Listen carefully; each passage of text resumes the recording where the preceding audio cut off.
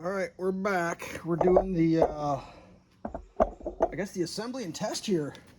Did an unboxing video. There was a loose nut, a bolt, if you will. I did a disassembly video, located that particular loose fastener and removed it. Let's see here. I'm just gonna wing this thing. Let's see, how does this work? All right, that's loose. So we can just spin that thing on there.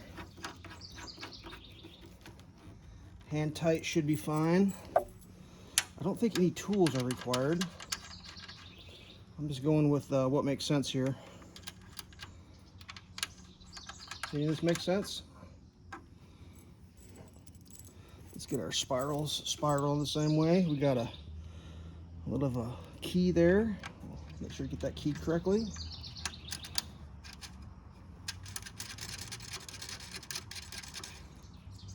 That's interesting. I don't know if that's supposed to... Let's take a look at that real quick. What's going on here? Is that supposed to be in there farther, or... Looks like maybe I got a...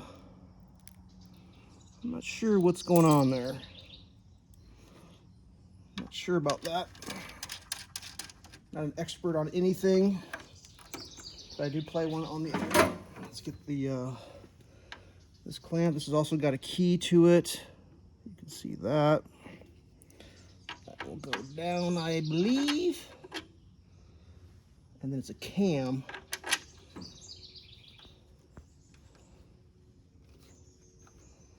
Cam lock. All right. So this thing comes with a 110 adapter. We got it plugged in 220 right now. Clamp, pretty legit. I mean, standard, stamped with a good copper bridge. We're going to be cutting. The first thing we're going to cut is a piece of this rebar. So let's see if we can just adjust it there. So that's going to operator error on the clamping of the rebar.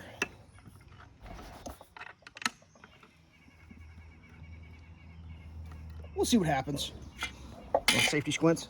We're gonna go back over here and just see what kind of colors we get when we fire this thing up. I got air over here. Look at the back. Comes with the standard. There is an air water separator in there. Let's see if I can get this thing to clip on here. Trying to make this interesting for the internet. How the internet likes to watch. There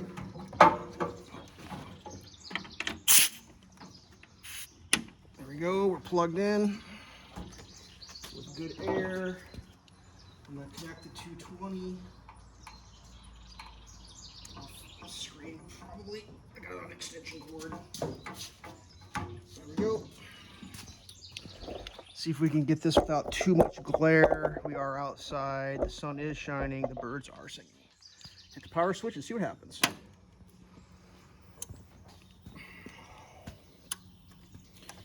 All right, so we got flashing. It auto detected 220. I did test it on the disassembly video with 110. It auto detected that. Air check, it'll just leak air, I'm pretty sure. Yep, that's cool. T2, T4, that's your trigger. T2 is like you hit the trigger and hold it and it runs. You let go of the trigger, it shuts off. T2 is you hit the trigger, it runs. You can let go of the trigger, it keeps running. Hit the trigger again, shuts off. So you do have a red, man, the light out here is challenging. There is a red indicator that goes up. Right there, it's at the top. 33%. This machine goes up to 55 amps. You've got your time set. Post time is set at 30 seconds from the factory. That's the lowest. You can go up to 15. Leave it at 3. Pilot arc is set at 4 seconds from the factory. Goes down to 3. Goes up to 15. You can do plate or mesh. That'll just helps keep the cutter going on mesh. We've got the book here. I don't know if there's a cutting chart in here. Let's take a quick look. I will go over this book at the end of the video, so if you need the instructions, you can just fast forward to the end. I'm just looking for, all right, here we got thickness charts. Got your amp ratings. We'll just pause that real quick. See if that's what you're here for. There you go. 220. We can cut up to 1/2 inch at 55 amps. 5/16 at 45 amps. Let's see what happens. Let's crank this thing up, see if it trips a breaker. Let's give this the old college try. Something I just realized, I don't have any gloves. 1 second here. Worst video ever. Forgot my gloves. Apologize for that. Shouldn't take too long to get back with a pair of gloves. But I always say safety first when you're dealing with things that involve safety. Let's let's see what happens. I've never used this thing before. And this is a true safety squints on. Take a look at that torch. A nice relief. Got a coating. I don't know how much electrical interference we're gonna get. Let me try to zoom this in just a little tiny bit. We're at full cook. Looks like how much PSI? 64 PSI. Is that what the chart said?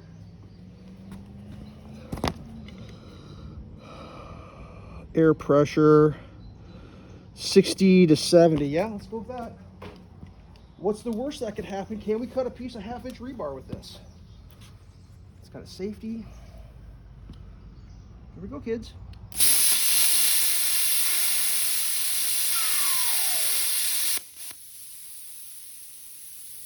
Yeah, that lock through pretty nice. I melted the shit out of that. Let's go for a bigger cut.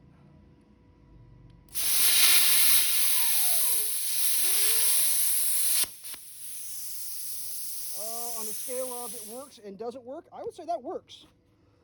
We got some other materials here. Let's set that there to cool slightly.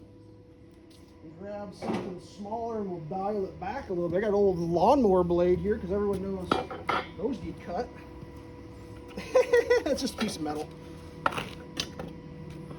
That's wild. It rallied through that. Really threw that real nice. I got a gauge here. Let's figure out what this is.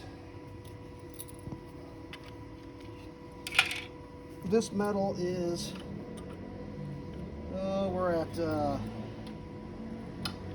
that's about 1/8 inch.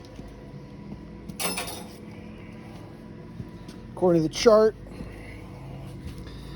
1/8 inch. Well, that's really small. Down here, I'm gonna be down to 25 amps. Let's go adjust this thing. See how hard it is to adjust on the fly. Get the glare just right. Sounds like the fan works when it needs to. 25 amps. The air supply is supposed to be between 30 and 40. Let's see what happens when we do this. It says push to lock. So we'll unlock, dial it, bleed it. We're looking for, on this thin stuff, probably about 35 pounds. Dial it back a little more.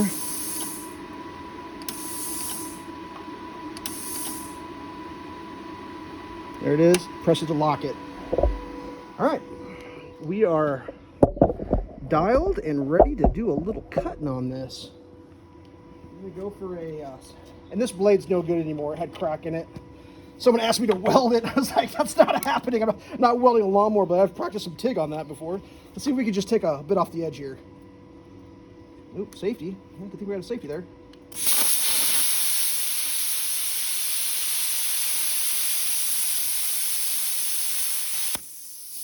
Let's go faster.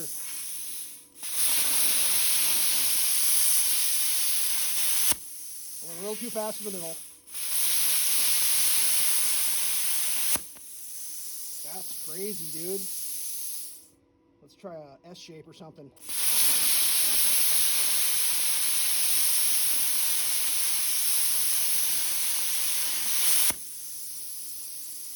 little slag holding it. I had a hammer over here. What'd I do with it? Lost my hammer. That's wild. Now, the consumables, I don't know much about them. It came with some extras. It looks pretty standard, though. I mean, this all looks like standard stuff. Let's get I got a piece of painted metal here. It's pretty thin. This is like a old, like, I don't know what that came out of. Fluorescent light fixture. I'm not sure if I get a good ground on this thing. Let me, let's see what happens. Actually, did I grind a spot for this to clamp to? I didn't. Let's grab the grinder and make a smooth spot on this, because you got to have a good ground area. Even though technically, I think on a plasma cutter, the ground is get through that paint.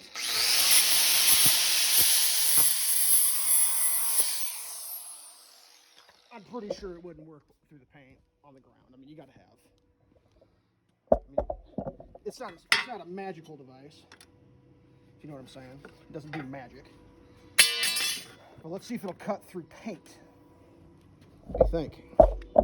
Doesn't it cut through paint? Because this is all painted. Let's see how she does.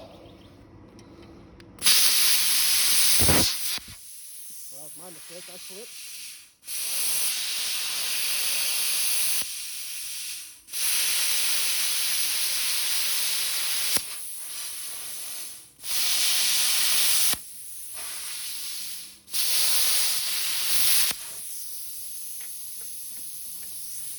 A little bit on the edge there.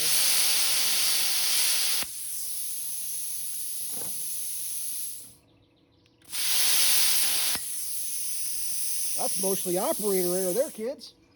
Cut through the paint like it was nothing. It's just that inside corner. Let's try it from a different angle of attack. See if I can do a better job.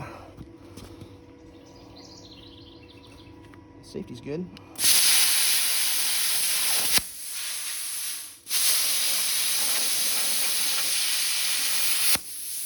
It's actually just cooking right through it. Not even affecting it.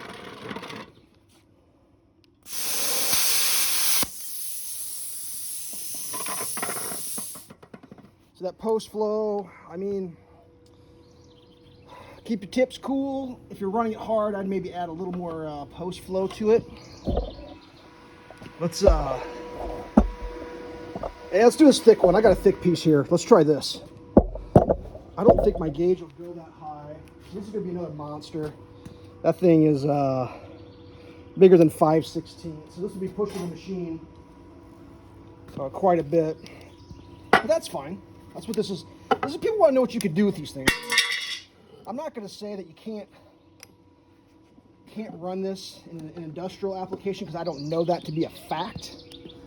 But I know you can run it apparently in a homeowner situation, which is what I'm doing. I'm going to crank this up, try to get that angle so you can see what's going on with that. I'm going to give it some more air. I think for this one we're looking for back up to like 65 pounds. 60 pounds. Let's try 60 pounds. If I remember right, I believe this is a 60% duty cycle machine, which means run it for 6 minutes, let it rest for 4, continuous use to avoid overheating. Overheating is the thing that will do a machine like any plasma cutter in is overheat. So this is a rusty old piece of metal here. Let's see if I can do this without making a fool of myself. There we go, slow.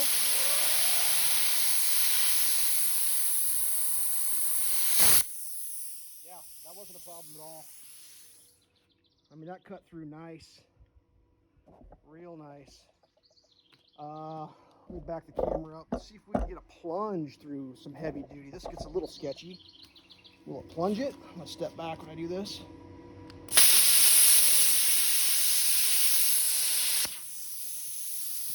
Oh yeah. Oh yeah. She got through. Took a second. She got through real nice. Real nice.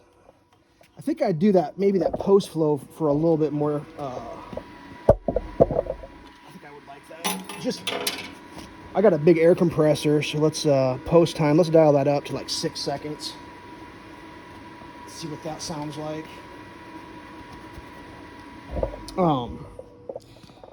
Has a lot to do with how much air you have. You've got a lot of air reserves, more post flow. Keep your switch back on. Keep your tip cooler. Cool tip equals good tip, right? Let's cut the corner off this thing.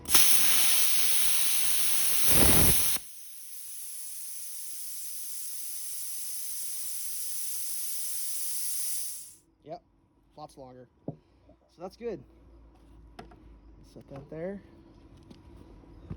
I mean, I may have been a little bit critical about the loose part, and that's a little nitpicky. I mean, when I contacted the company, they were not excited about a loose fastener. They asked me to investigate on their behalf because they said what they wanted to do was improve manufacturing.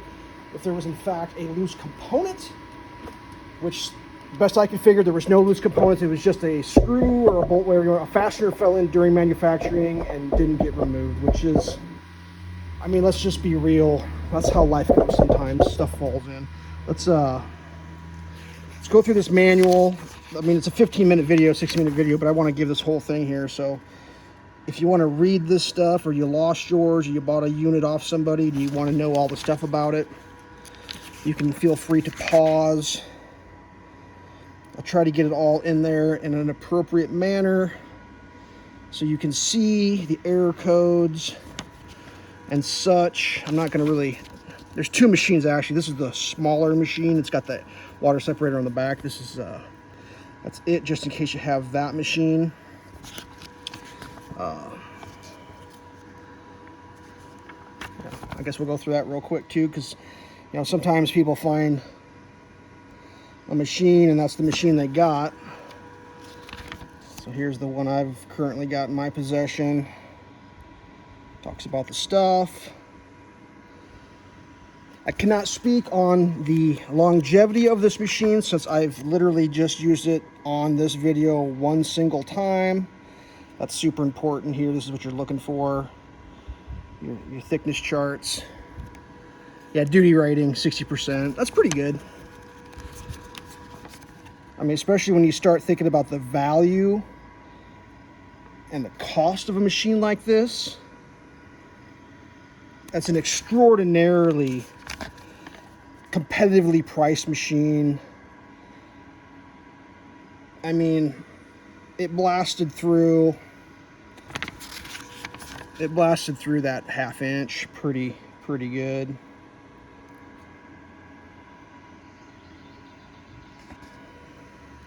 Air quality is super important with the plasma.